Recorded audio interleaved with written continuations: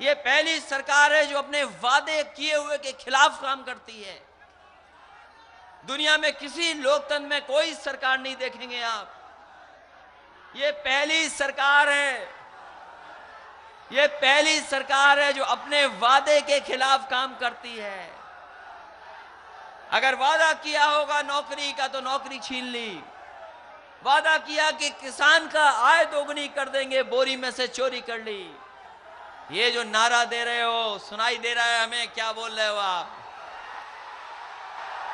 और अगर ये बात जान गए हो, अगर ये बात जानते हो आप, तो बताओ चौकीदार की चोरी छीनोगे कि नहीं छीनोगे चौकी? ये तो चौकीदार हो गए जिनकी चौकी छिन जाएगी, लेकिन उत्तर प्रदेश में हमारे बाबा मुख्यमंत्री ठोकीदार भी हैं। तो ये चुनाव चौकीदार और ठोकीदार हटाने का भी है। और देखो ठोकीदार साहब ने क्या बताया हमें और आपको। हमारे बाबा मुख्यमंत्री जी जो ठोकीदार हैं,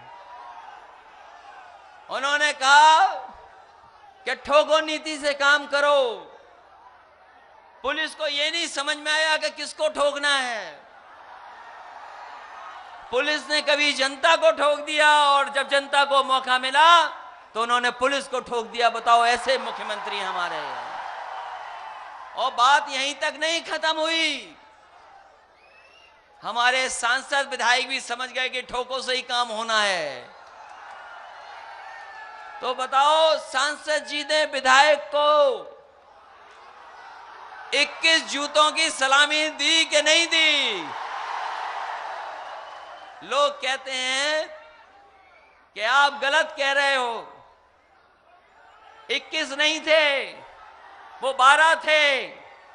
हमने कहा अगर रोका ना गया होता तो सांसद जी विधायक जी को 21 जूतों की सलामी देने जा रहे थे। इसलिए साथियों, और आजमगढ़ की जनता से विशेष लगाव है समाजवादियों का। समाजवादी विरासत को आगे बढ़ाया है यहां के लोगों ने। और मैं ये कह सकता हूं, जब कभी आजमगढ़ की बात आई होगी और आजमगढ़ में कुछ देने की बात आई होगी, समाजवादियों ने अपने हाथ कभी पीछे नहीं किए होंगे। जितना मांगा होगा आजमगढ़ को देने का काम किया।